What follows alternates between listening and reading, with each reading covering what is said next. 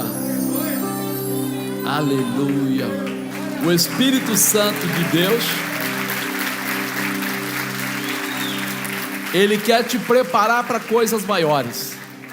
Na verdade, quando nós olhamos na Bíblia e fala do Espírito Santo, fala que ele vai nos fazer sermos testemunhas de Jesus. Está lá no livro de Atos, que nós receberemos esse Espírito Santo, né? Ou outro Consolador, e ele fará de você e de mim testemunhas de Jesus. Ou seja, é uma ferramenta, um poder que emana sobre nós, para que a gente seja capacitado a prosseguir na direção que a palavra de Deus nos ensina.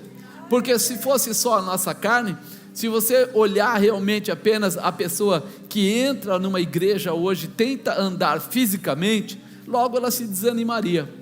Mas à medida que o tempo vai passando, e ele vai conhecendo o Espírito Santo, e vai tendo essa manifestação no coração dele, ele vai se fortalecendo para conhecer e buscar conhecer mais e mais de Jesus.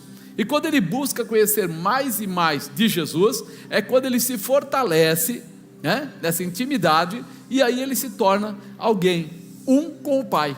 Ele começa a ter uma dimensão sobrenatural, mesmo estando aqui na terra, mesmo estando no seu dia a dia. É isso que o Pai Nosso diz: seja feita a tua vontade, assim na terra, como ela é feita no céu. Ou seja, você traz o céu para a terra. Ou seja, você acredita naquele que está sentado à direita do Pai, aqui na terra mesmo. Você não precisa estar lá para acreditar, você acredita aqui mesmo, porque hoje você começa a viver numa dimensão diferenciada, no sobrenatural, né? Numa dimensão espiritual, e isso nos fortalece para coisas muito, muito maiores. Então hoje, eu queria usar como tema o próprio Espírito Santo. O Espírito Santo, né? Receber para distribuir. O Espírito Santo é a terceira pessoa da Trindade, né? Você sabe, é Pai, Filho e Espírito Santo. Ele é o outro Consolador, e ele veio para estar conosco, segundo a Bíblia, até a consumação dos séculos. O que ele chama de consumação dos séculos? Até a vinda de Jesus Cristo. Quando Jesus vier buscar a sua igreja, o Espírito Santo sobe junto com a igreja. Ele deixa de estar na terra, ele para de estar na terra para ir junto. Por isso, essa visão é que enquanto, né, Jesus já está lá do lado do Pai, apesar dos três serem onipotente, onipresente, onisciente, mas ele está lá do lado do Pai como intercessor entre nós, já pagou o preço da nossa salvação. O Espírito Santo está aqui como nosso intercessor, para que a gente fique próximos de Jesus, entendendo o poder que Jesus deu a nós e vivendo essa realização. Por isso, quando você recebe essa manifestação, essa presença do Espírito Santo, você sai distribuindo. Agora há pouco eu falei para você, Jesus foi tocado, e aí ele disse, não, de mim saiu virtude. Por que ele disse isso? Porque o ministério dele começou depois que ele foi batizado, e quando ele foi batizado nas águas, ali diz que o Espírito Santo desceu e tomou posse da vida dele, ou seja, entrou na vida dele, e dali em diante ele começa o ministério dele. Quando a mulher toca nele, o que sai dele é a virtude espiritual. O que vai fazer você fazer milagres é a virtude espiritual. Você pode ser um ótimo mecânico, um tremendo engenheiro, talvez um publicitário, talvez, sei lá, qualquer coisa que for, e você aqui na terra ser chamado de gênio, ser chamado de milagroso e tal, mas quando você entra na dimensão sobrenatural, os teus milagres já não são seus, mas vêm de Deus, e é isso que precisa ficar firmemente colocado no nosso coração. Por isso, a gente, quando começa a olhar para essa situação, a gente precisa entender o que Deus quer fazer conosco e o que nós estamos fazendo com Deus. Então a primeira coisa a entender é que Deus sempre será o mesmo. A Bíblia não diz, Deus era, Deus é e Deus sempre o será. E quando ele está dizendo isso, ele está dizendo assim, ele não vai mudar. Mas em 2021 saiu uma lei nova, vale nada para Deus. Nenhuma das leis, nem da antiga, nem das novas, nem das futuras, para Deus não vale nada. O ser humano tenta se apegar a algumas coisas, hoje inclusivo, hoje não sei o que, hoje não sei o que lá, mas para Deus é a mesma coisa. Ele ama o ser humano, ele amava, ele ama e ele sempre vai amar. Ele tem um carinho especial para salvar o que está perdido, Ele quer liberar as vidas, Ele quer dar a condição de uma família ser abençoada, de crianças, serem abençoadas, de o homem e a mulher serem abençoados, de casarem, terem filhos, gerarem filhos. Ele diz: amai-vos e multiplicai-vos. Então eles têm que se amar e têm que se multiplicar. Então ele criou tudo muito perfeitinho. Mas aí mudam tudo. Amado, para Ele tanto faz. Se você quiser mudar tudo, se você quiser ficar de uma forma ou de outra, Ele fala assim: eu deixei alguns princípios para vocês participarem, e é nele que eu vou levar você. Diz que a porta é estreita. Quando ele diz a porta é estreita, está escrito na Bíblia, ele já sabia que nós íamos criar uma porção de artimanhas e artifícios, gente que peca e diz assim: mas é que eu estou passando uma dificuldade. Ele acha que ele tem direito de pecar. Ao invés de ele ter direito de pecar, ele poderia aproveitar o direito de orar. Ele podia usar o direito de orar, porque Deus faz milagres. Então, se a pessoa clamar, se posicionar, jejuar, fazer o que for necessário, Deus vai se manifestar dentro daquilo que a palavra dele diz. Ele diz que ele vela pela palavra dele. Então a gente tem que entender isso. Deus sempre será o mesmo. Mas e nós? Será que seremos sempre os mesmos? Ou poderemos melhorar? Por isso que ele olha para as pessoas que estão perdidas, que talvez já fizeram tantas coisas erradas. Um dia uma pessoa me pegou no contrapé, eu era novo convertido, nem diácono era, nada disso. E aí tinha um pastor, e eu levei ele na minha casa para a gente comer juntos, tal, e ele estava com uma outra pessoa do lado, e ele dizia: meu irmão. Eu falei: poxa, que bacana seu irmão. E ele cantou na igreja lá que eu fui visitar, e aí o cara cantou bem demais, e eu falei: nossa, ele canta bem. E aí passou na televisão um negócio de presídio e tal, e eu, muito idiota, soltei uma frase imbecil. Tem hora que a gente fala umas besteiras que nem pensa, Eu falei assim: nossa, seria melhor colocar uma bomba aí nesse meio todo, e já acabava com o problema. E ele falou assim: e você disse que gosta de mim? Eu falei: sim, você é um cara legal, um cara super 10 e tal. Há poucos anos atrás eu estava lá. Eu falei: opa, eu assaltante de banco, da melhor qualidade, e fiz isso.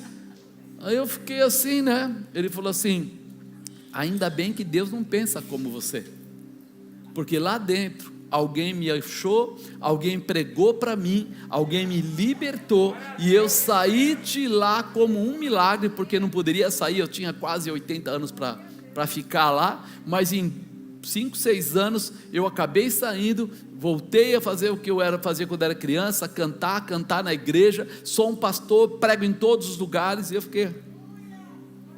falei: por que eu abri a boca?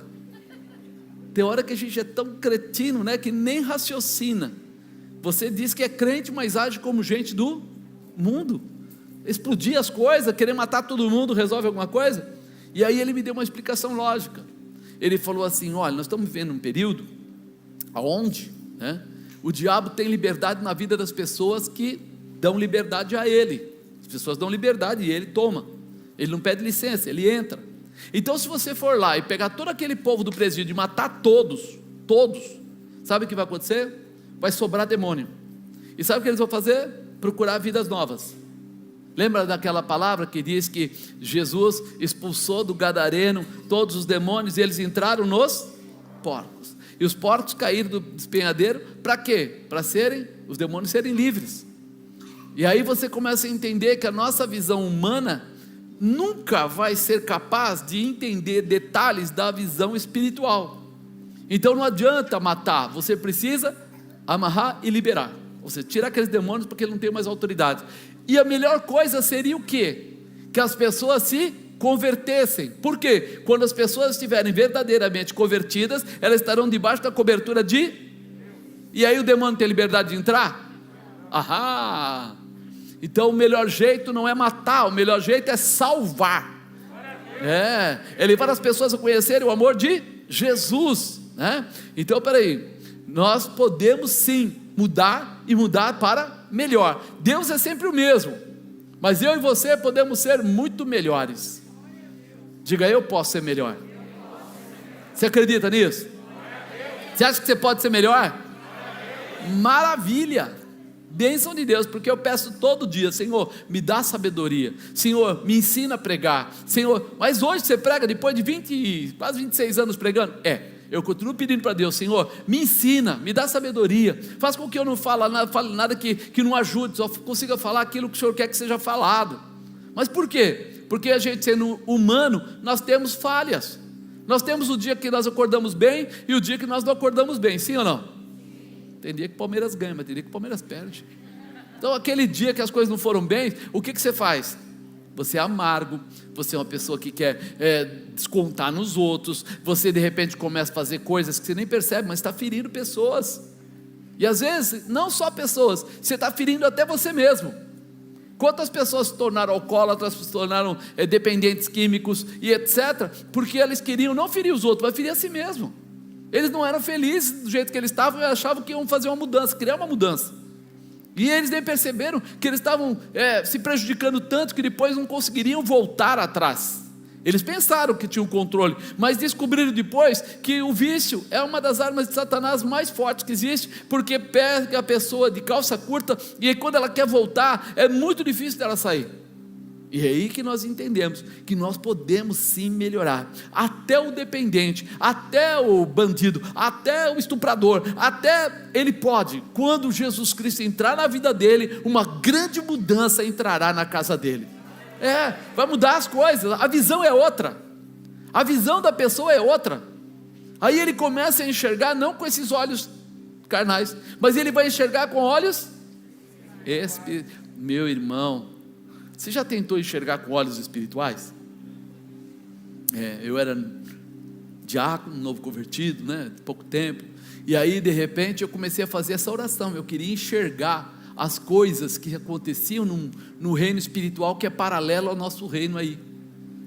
E quando eu comecei a enxergar, eu me arrependi muito, porque você vai ver coisas que você não gostaria de ver.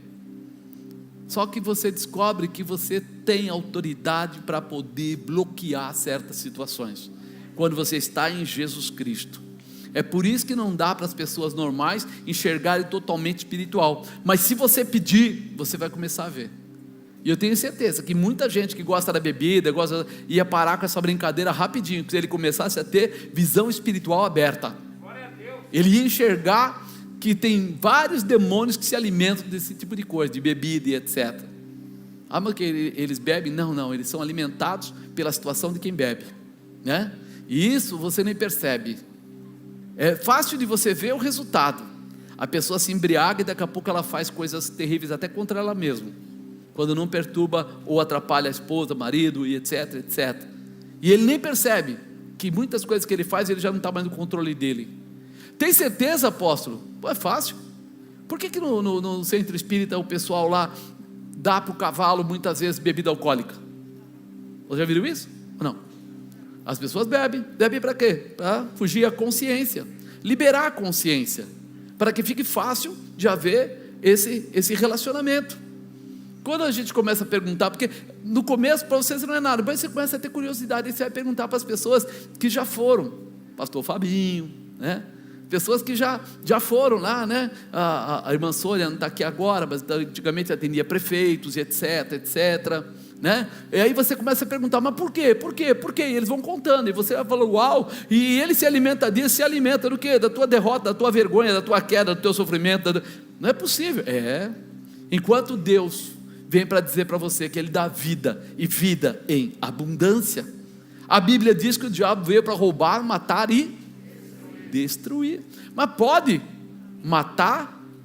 roubar, matar e destruir, mas já morreu. Pois é, o problema não é a primeira morte, a física, o problema é a segunda morte, a espiritual. Por isso que ele fala de destruir, porque quando você morrer, mas morrer em Cristo, você vai para o céu, mas quando você morrer fisicamente e não estiver em Cristo, você vai diretamente para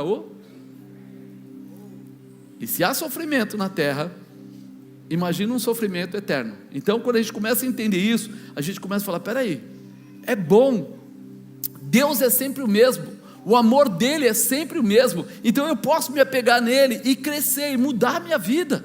Eu posso crescer nessa orientação, porque quando nós fomos tocados pela profecia, pela revelação, pelo milagre propriamente dito, o que será que vai mudar na minha vida? Quando você receber o milagre que você pediu, o que será que vai mudar na sua vida? Você queria receber o Espírito Santo, você recebeu, o que será que vai mudar na sua vida? Alguém estava desempregado, recebeu lá a porta de emprego, o que vai mudar na vida dele? Alguém estava enfermo, quase em morte, o que vai mudar na vida dele? Alguém queria a empresa dele estava falindo, e ele orou, clamou, e a empresa agora é muito próspera, o que será que vai mudar na vida dele?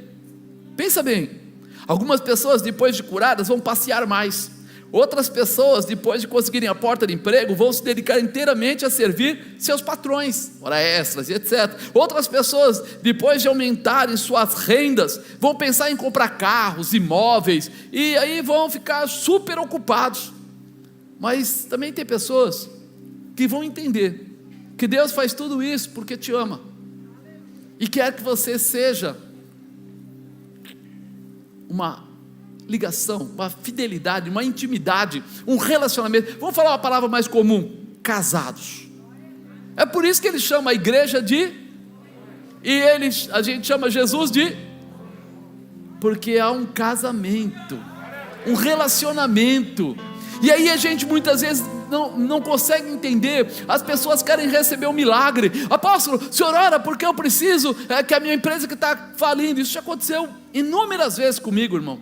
O pessoal vê a empresa quebrada, as coisas tudo, aí você ora, a pessoa cresce. Deus um dia chegou para um sujeito e falou assim: você vai colocar o número do faturamento que você quer, e nesse mês agora, o número que você colocar é o que vai acontecer.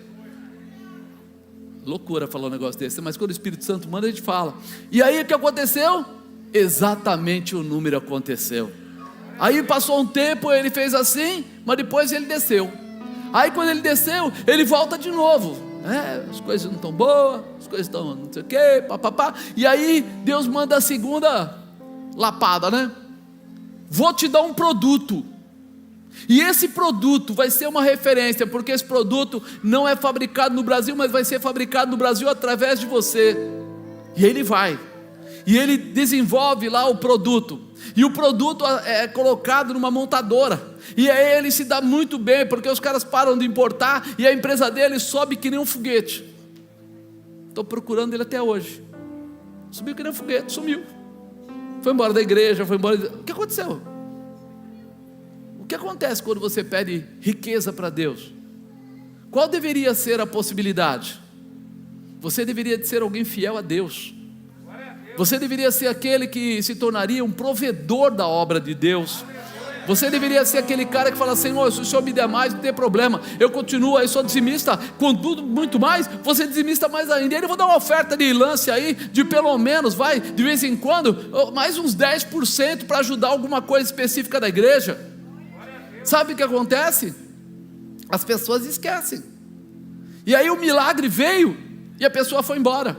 O milagre veio e a pessoa compra bens pessoais e se distancia de estar fazendo aquilo que é básico para Deus. Eu vou continuar, né? Vou prosseguir aqui.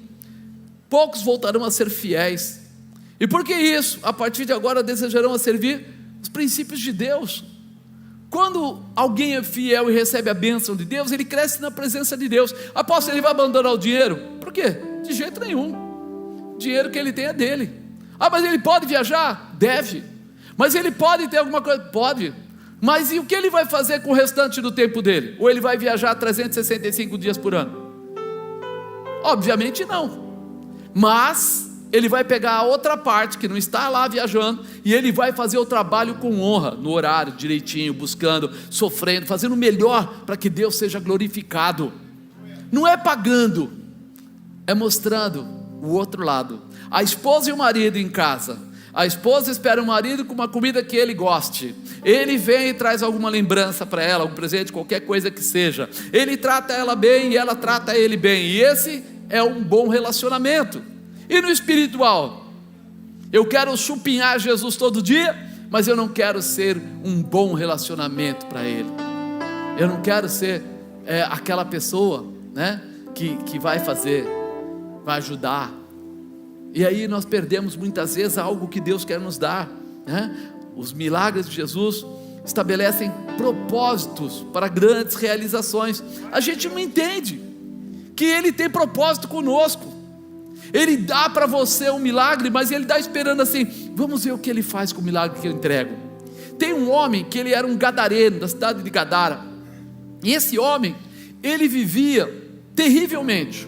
Diz que acorrentavam ele, ele quebrava a corrente, ele pegava as pessoas, batia, ele rasgava toda a roupa e andava nu pelo lugar lá onde ele ficava, no meio do deserto dele, lá o pedaço dele. E ele todos os dias tentavam prender, tentavam fazer alguma coisa, ele despedaçava tudo e se saía. Um dia Jesus vai até o lugar, e toda a legião de demônios que estava naquele homem tentam chegar até Jesus, mas não conseguem, e caem de joelho, e ainda tentam, perguntar: Jesus, o que está acontecendo? Jesus expulsa todos os demônios lá, liberta ele. Quando liberta ele, ele consegue reconhecer quem era Jesus. E o primeiro desejo dele, depois de botar roupa e ficar em ordem lá na hora, foi o quê? Eu vou com o Senhor para onde o Senhor for. Aonde o Senhor for eu vou. Sabe o que Jesus falou para ele? Nananina não. Você vai para a sua família, para o meio do seu povo. Sabe por quê? Porque você vai ser um testemunho fantástico do que Deus pode fazer. Mas por que um testemunho fantástico, irmão? Quem é que conhecia o gadareno? A família, a vizinhança. Então ele voltando para a família, para a vizinhança, quando olharam para ele, os pessoal ficou o quê? Uau! É o gadareno, é o nosso amigo, o nosso irmão, o nosso parente. Olha, ele está andando, está conversando, está totalmente agora aprumado, está realmente como um homem, né? E imagina, irmão. Então Jesus naquela hora estava dando para ele o que? Eu te liberto, faço um milagre na sua vida, mas você vai ser um testemunho meu aonde você chegar. Aonde você chegar, não adianta. Imagina que Jesus pegasse ele e levasse lá para o outro lado, para a Galácia. Chegasse lá, os caras iam olhar: como é que vai? Como é seu nome? Gadareno. Gadareno, como é que você está? Tá bonzão? Tudo bem? Senta aí, come um pão com a gente. Ele comia o pão, os caras falavam: esse Gadareno é um cara legal. Mas o que ia mexer na vida daquelas pessoas? O Gadareno é um cara legal, enfim. Agora imagina, no meio da família, no bairro, na vizinhança, lá o pedaço que ele morava. Quando ele vinha chegando, o pessoal já ia: será que ele foi mesmo convertido? Será que ele está transformado? Aí quando ele fala: a paz do Senhor, você já imaginou a cara do povo? Cara, quem fez isso com você? O que ele vai falar? Jesus. E onde anda esse cara? Ele fala assim: ele está andando por aí, passando aí. Ele passa, faz milagre, cura um, liberta outro, restaura outro, prospera outro. Ele fala: vamos atrás desse Jesus. Não, vou te contar o que ele é o Filho de Deus que veio essa terra. Tá. Aí eles começam a pensar: peraí, o milagre vem na sua vida. O que é que mudou em você? Pergunta para o irmão do lado: o milagre veio na sua vida? O que é que mudou em você? O que melhorou você?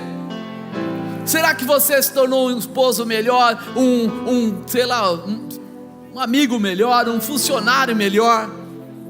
Mas eu vou fazer a última pergunta para encerrar então. Será que você se tornou um crente melhor, um cristão melhor, cheio do Espírito Santo de Deus? Será que você é aquele cara, quando vê alguém precisando de oração, você fala: vem cá, eu estou meio receoso, mas vou te levar em alguém que ora, vem cá. Ei, você vai na minha igreja, vou te levar para conhecer. Eu tenho um povo lá meio doido, os caras falam no charamanaia, faz umas coisas doidas, tem uns que sapateiam lá. Eu vou te levar lá, mas você vai ver, um milagre vai acontecer na sua vida. Será que você pensa assim? Ou não? Pensa um pouco. Jesus sempre dá o primeiro passo para que você se torne um grande homem de Deus, cheio do Espírito Santo. Ele dá o primeiro passo. Olha o que ele fez com o gadareno. Mas às vezes a gente está perto de gente que não entende esse mistério. Então se você for em Mateus 12, 9, olha o que fala: e partindo dali chegou à sinagoga deles. Está falando da sinagoga, então está falando dos fariseus. E estava ali um homem que tinha uma das mãos mirrada. E eles, para acusarem Jesus, o interrogaram dizendo: é lícito curar no sábado? E ele lhes diz: qual dentre vós será o homem que tendo uma ovelha, se num sábado ela cair na cova, não lançará a mão dela e a levantará? Pois quanto mais vale um homem do que uma ovelha, e por consequência é lícito fazer o bem nos sábados. Então disse aquele homem: estende a tua mão. E ele estendeu a mão, e a mão ficou sã como a outra. Jesus ali naquela hora estava dando a chance para o homem que tinha a mão mirrada de voltar à sua posição, mas ao mesmo tempo ele estava trabalhando naqueles fariseus, estava mostrando para eles o que? Deus criou o homem, sim ou não? E quando ele criou o homem, ele deu um dia da semana que o homem deveria adorá-lo. O homem deveria ter um dia para adorá-lo, para mostrar a sua afinidade para com Deus. E agora os fariseus vêm aqui e fazem aí uma contemplação, ou uma comparação. Eles falam assim: é lícito no dia de adorar a Deus curar o homem? Mas quem criou o homem? Quem? Então, se o homem é algo especial para Deus, quando você está fazendo algo para as pessoas, quando você está orando para uma pessoa, está libertando uma pessoa, restaurando uma pessoa, transformando uma pessoa, você está fazendo algo que está dentro da vontade de Deus. Então naquela hora os fariseus ficaram meio sujou. O que a gente vai fazer aqui? A gente quer pegar ele no contrapé. Só que ele está mostrando assim: se para não perder um animal, para não perder a comidinha, para não perder o dinheirinho, eles fazem alguma coisa, não vai fazer pelos filhos de Deus? E aí aí volta. E quando você quiser agradar a Deus, lembre-se sempre: os filhos de Deus são a menina dos olhos de Deus. Se você quiser agradar a Deus, abençoe os filhos de Deus. Você vai ser aquele que vai orar pelas pessoas, você vai ser aquele que vai abençoar as pessoas. Mas vocês falam de dízimo, vocês falam de oferta. Nós falamos de dízimo, primícia e oferta, mas quando nós falamos isso, nós estamos dando para você a visão de que esta casa foi estabelecida para quê? Para que você acha? Fazer festa? Ou para que a palavra do Deus vivo fosse ministrada para os seus filhos? É para os filhos de Deus. Porque essas pessoas que às vezes estão na igreja e depois que recebem o milagre se debandam, é uma possibilidade, mas elas não entenderam nada do que Deus fez. Porque quando eles estavam aqui e foram abençoados, qual seria a posição deles? Abençoar a próxima pessoa. Essa seria a resposta dele. Eu fui abençoado, eu tenho a saúde, eu tenho prosperidade, eu tenho trabalho, eu tenho uma empresa. O que eu faço agora? Abençoo para que outras pessoas venham a ser abençoadas como eu fui. Eu sou a continuidade. Jesus separou 12. Quantos? E por que nós somos milhões hoje? Não eram 12? Por que nós somos milhões hoje? Milhões de cristãos? Porque daqueles 12, depois ele enviou os 70, de 2 em 2. Depois a primeira virada foram 500. Depois quando Pedro vai lá pregar não sei onde, foram 3.000. A segunda pregação foram 5.000. Cada uma daquelas pessoas começam a fazer a vontade do Pai: salvar, libertar, curar, restaurar, transformar. E quando eles fazem isso, acontece a multiplicação. A maior vontade de Deus é que o céu seja povoado. Mas a vontade de Deus não é que o céu seja povoado de qualquer maneira. É por isso que Jesus declara: eu sou o caminho, a verdade e a vida, e ninguém vem ao Pai se não for através dele. Se não for através dele. E o que ele quer dizer através dele? Que ele é a porta. Se você cumprir os ensinamentos dele, você tem autoridade para entrar pela porta. Se você não cumprir os ensinamentos dele, você não tem. Quando a gente olha para isso, a gente começa a entender: peraí, Deus nos dá autoridade através do Espírito Santo para fazer coisas tremendas, para prosperar nossa casa, para fazer o que for necessário, ajudar nossos filhos, fazer o que for necessário. Ele chama inclusive o pai de família de sacerdote. Por que ele chama de sacerdote? Para que tenha responsabilidade pela família. A responsabilidade sobre os filhos da casa não é do pastor da igreja, é do pai. Ele é o sacerdote. Ele vai ensinar aquilo que ele está comendo, ele está recebendo. Então eu preciso me alimentar para ser capaz de ensinar. Mas quando nós saímos da visão humana, nós entramos na visão espiritual. E aí nós somos todos sacerdotes e reis. Nós estamos prontos para fazer uma grande obra para Deus na terra. Nós estamos estabelecidos de uma forma diferente para povoar o céu com pessoas que entendam qual é o chamado e como viver. Então fica claro que cuidarmos, temos que cuidar para que um homem se restaure, para ser completo na presença de Deus. Isso é muito importante. Olha o que ele fala aqui, precisamos lembrar isso, nós devemos ter comportamentos que honrem a Deus. Eu não mudo as pessoas se o meu comportamento não condiz com a minha fala. Eu estou falando que você deve seguir a Jesus, e você olha para mim e eu não sigo a Jesus. Já viram aquela história? O pai fala para o filho: se eu te pegar fumando, eu dou um tapa na sua boca. Quando o filho chega na sala, o pai está com um cigarro na mão. Que exemplo bom é esse? Se eu te pegar bebendo, eu quebro a garrafa na sua cabeça. E quando ele vai ali do lado, o pai está manguaçando. E aí?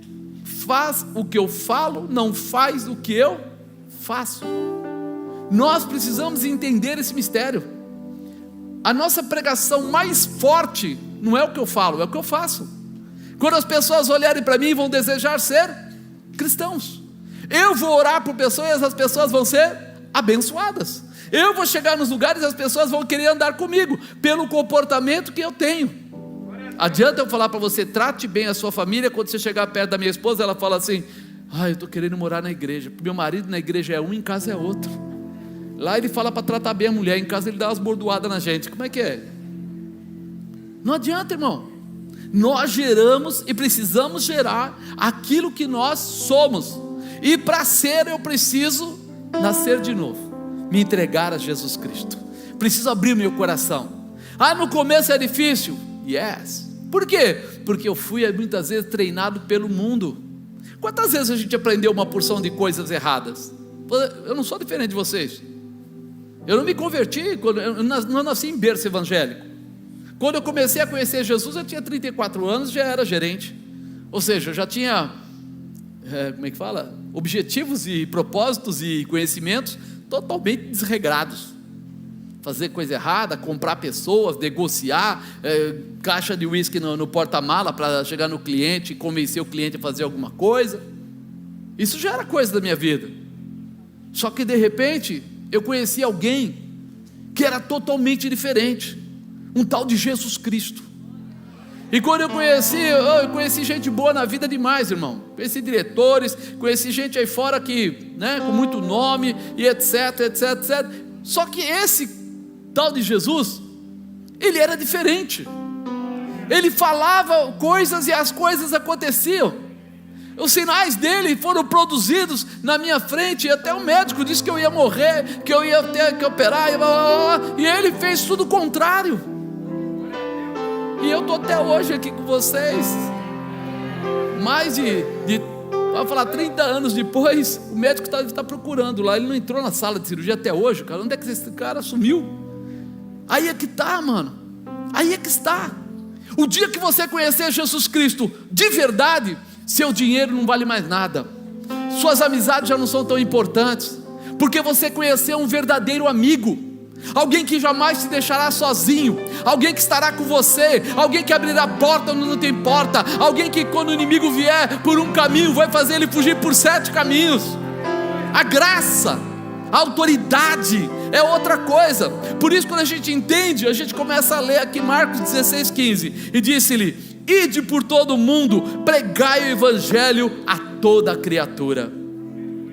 Ele estava dando orientação. Final da estada dele na terra, ele está dizendo, Mateus 10:7, e indo, pregai dizendo: é chegado o reino dos céus, curai os enfermos, limpai os leprosos, ressuscitai os mortos, expulsai os demônios, de graça recebesse, de graça dai.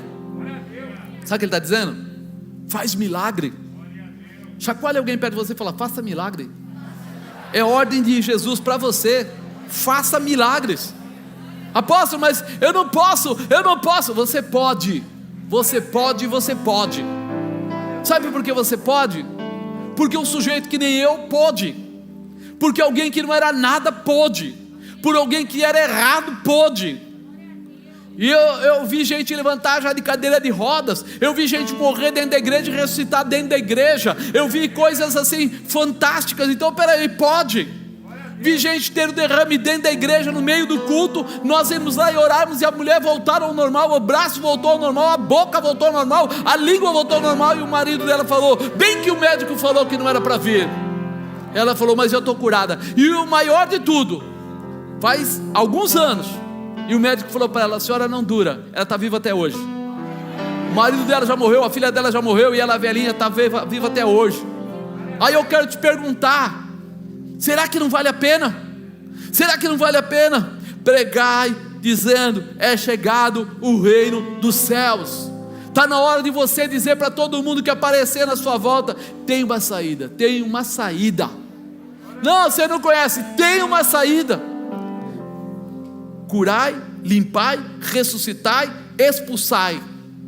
Sabe por quê? Porque isso você recebe de graça. De graça. Você não é capaz, nem poderia pagar para receber isso. Não poderia. Mas Ele entrega para você na tua mão. Se crerdes, verás a glória de Deus. O que precisa então? Crer. Eu preciso acreditar e viver aquilo que eu acredito. Se o Espírito Santo já está em você, eu acredito que sim, porque você já recebeu a Jesus Cristo como Senhor. Então está na hora de externar Ele, trazer Ele para fora, usar o que Ele te deu de sabedoria. Alguém vai à faculdade, a irmã conhece bem isso, né? Professora, vai à faculdade, aprende um monte de coisa, mas se ele não usar, para que vale a faculdade? Nada. Mas se ele usar, pois está dentro de você toda a autoridade que você precisa, então é hora de você colocar para fora.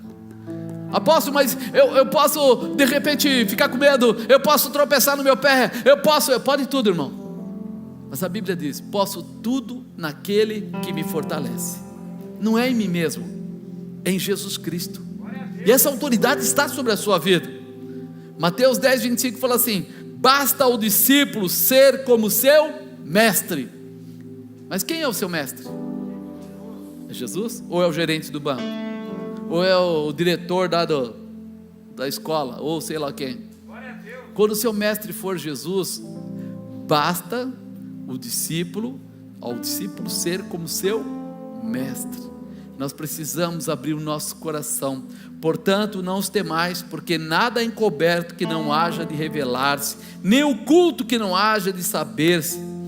O que vos digo em trevas, dizei em luz, e o que escutais ao ouvido, pregai sobre os telhados, e não temais.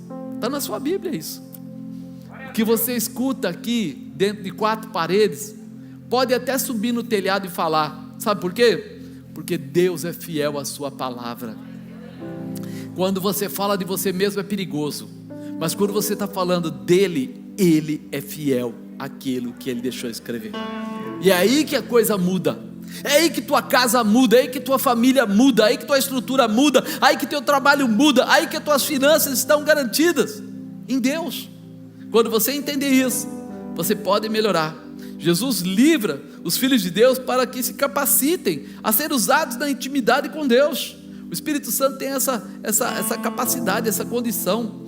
Quando a gente vai na Bíblia e pega lá em Atos 3, a gente ouve falar, né? Pedro e João subiam juntos ao templo à hora da oração, a nona, e era trazido um varão que desde o ventre da sua mãe era coxo, o qual todos os dias o punham à porta do templo chamada Formosa para pedir esmolas a todos que entravam. Quem estava entrando? Pedro e João.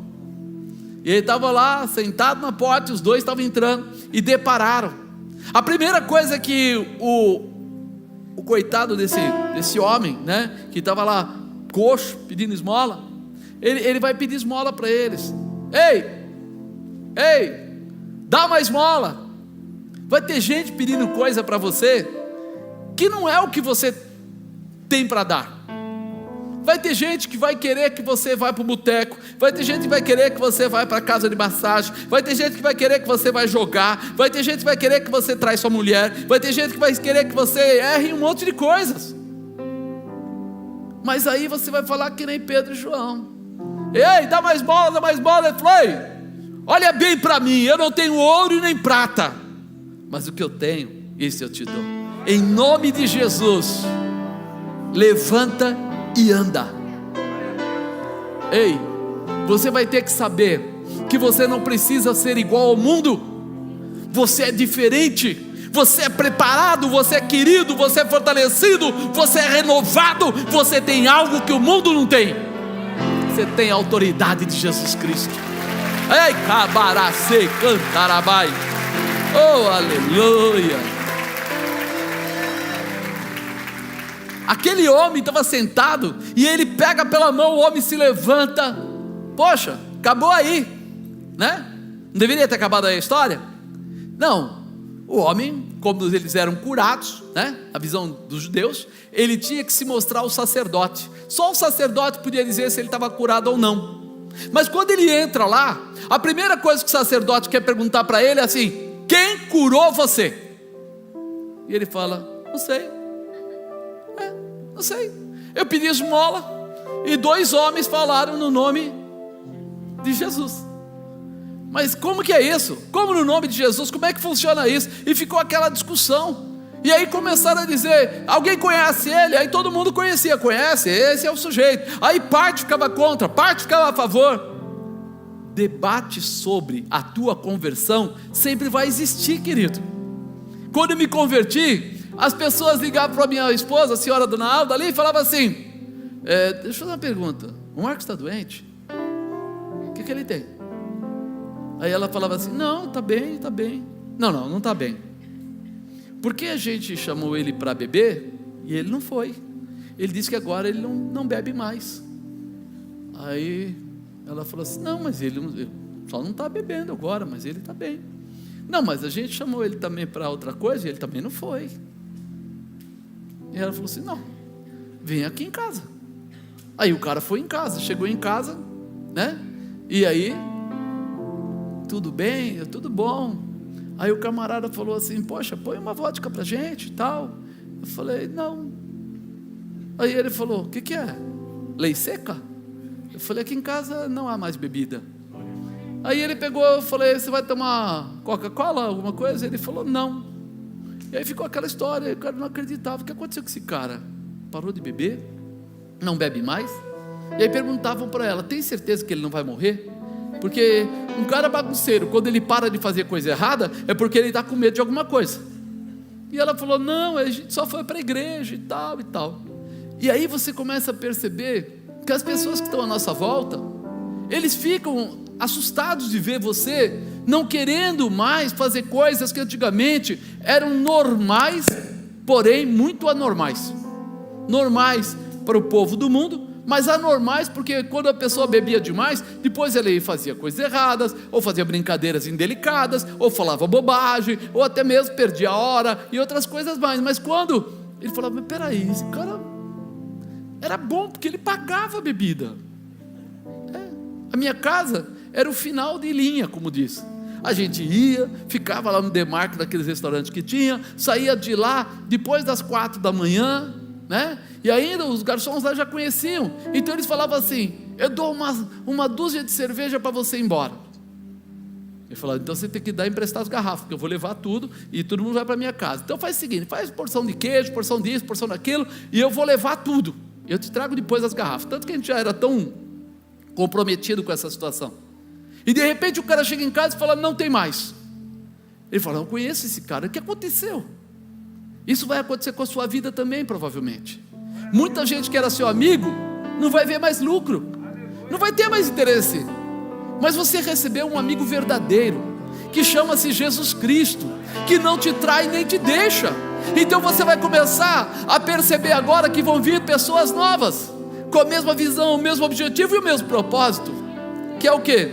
Crescer. Quando Pedro e João fizeram isso no nome de Jesus, aparentemente acabou a história ali. Capítulo 3 encerra. Mas no capítulo 4, versículo 4, olha o que fala: muitos, porém, dos que ouviram a palavra, creram, e chegou o número desses, quase 5.000. Por causa daquele coxo que foi curado na porta da igreja, 5.000 pessoas receberam a Jesus como Senhor e Salvador. Creram.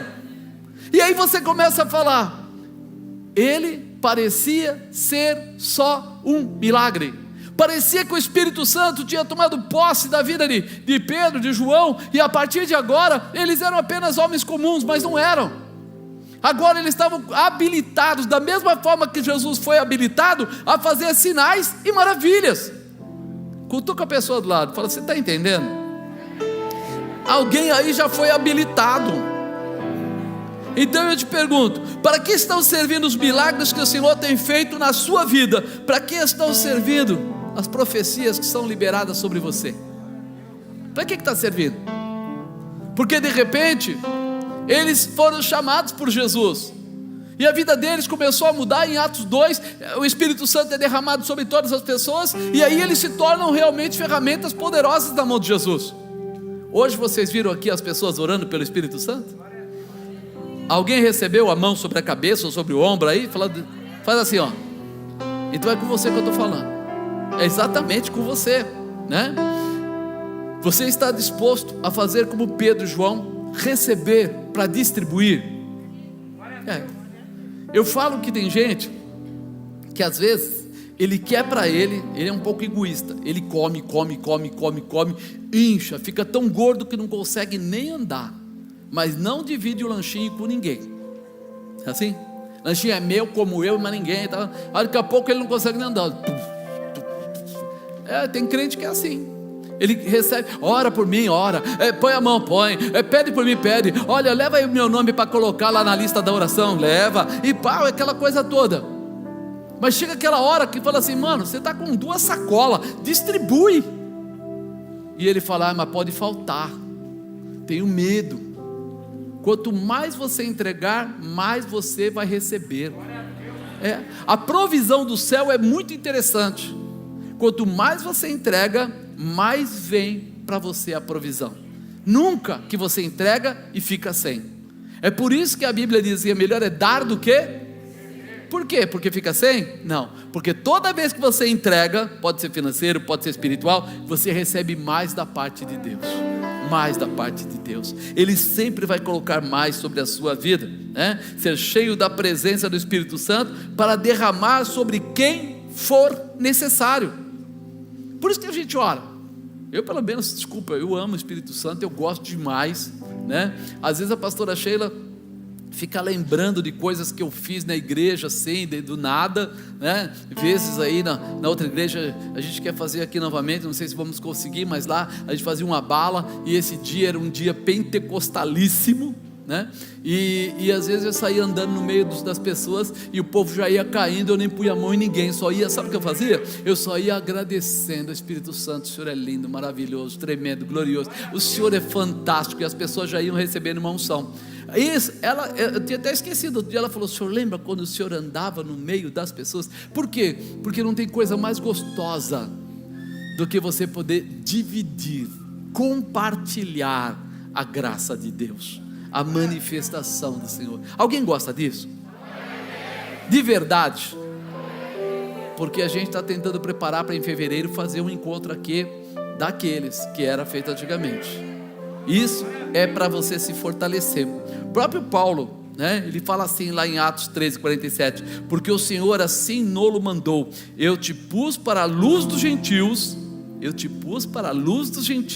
para que seja salvação até os confins da terra. Olha a declaração. E os gentios, ouvindo isso, alegraram-se e glorificavam a palavra do Senhor, e creram todos quantos estavam ordenados para a vida eterna. Aqueles gentios eram as pessoas que não conheciam a Jesus, que não eram nem tinham intimidade com os judeus, muitos deles nem tinham, eram gregos, etc. E a palavra do Senhor se divulgava por toda aquela província, mas os judeus incitaram algumas mulheres religiosas honestas, e os principais da cidade levantaram perseguição contra Paulo e Barnabé, e os lançaram fora de seus limites, sacudindo porém contra eles o pó dos pés, partiram para Icônio, e os discípulos estavam cheios de alegria e do Espírito Santo. A dificuldade veio. Nem todo mundo quer, nem todo mundo gosta, mas eles estavam cheios do Espírito Santo e muito alegres. Quando você recebe o Espírito Santo, uma das coisas que vai acontecer com você, e você vai achar que está louco, é que você vai começar a rir sozinho, de bobeira. Daí você vai falar: cara, fiquei doido, nem bebi, nem encharquei a lata e estou dando risada não sei do que. Eu falo que o pessoal que conhece usuário de droga, ele fala assim: nossa, o cara fica muito louco e tal, e não sei o que. Mas quando você é tomado pelo Espírito Santo, você começa a fazer coisas que pessoas normais não fariam. Você sai orando por pessoas, você impõe a mão nas pessoas, você fica realmente embriagado no Espírito, e daí até quem tocar em você vai receber milagres através da sua vida. E aí o cara vai falar: nossa, que coisa doida é essa? Que maluco, como é que pode? O cara está andando aí e está tocando nas pessoas, tem pessoa caindo, tem pessoa recebendo cura, tem pessoa sendo transformada. Aí você vai entender, os discípulos estavam cheios de alegria e do Espírito Santo. A alegria vinha do Espírito Santo. Em Atos 8,14 fala assim: os apóstolos, pois, que estavam em Jerusalém, ouvindo Samaria receber a palavra de Deus, enviaram para lá Pedro e João, os quais, tendo descido, oraram por eles para que recebessem o Espírito Santo, porque sobre nenhum deles tinha ainda descido, mas somente eram batizados em nome do Senhor Jesus. Então eles impuseram as mãos e receberam o Espírito Santo. Os apóstolos foram lá, não para batizar eles do batismo do arrependimento, que é o batismo na água, das águas, mas eles foram lá para batizar no fogo, Espírito Santo de Deus. Isso é o que dá força para eles serem testemunhas, para eles andarem sem medo. Mas não vai ter dia que vai ser difícil? Vai, mas o Espírito Santo vai mostrar sempre para você: você está debaixo de uma cobertura poderosa, você está debaixo de um poder miraculoso, você está debaixo de uma palavra profética. Persevera, porque a vitória é sua, em nome de Jesus. É isso que muda. Com certeza você já foi abençoado com a profecia, sinais e milagres da parte de Jesus. Agora nós desejamos que você tenha manifestação do Espírito Santo, que você se levante em alegria, em certeza, tanto no falar em línguas, como também nos dons espirituais. Diga: eu quero viver algo novo. Amém, amado? Eu creio que o que nós estamos fazendo, de fazer uma busca, de mexer com você, é para que você volte para casa nessa determinação, que você volte para casa olhando para a palavra de Deus. Há uma autoridade sendo derramada sobre a sua vida para você fazer coisas tremendas. Lembra que eu li aqui agora há pouco? E indo, pregai dizendo: é chegado o reino dos céus, curai os enfermos, limpai os leprosos, ressuscitai os mortos, expulsai os demônios. De graça recebeste, de graça dai.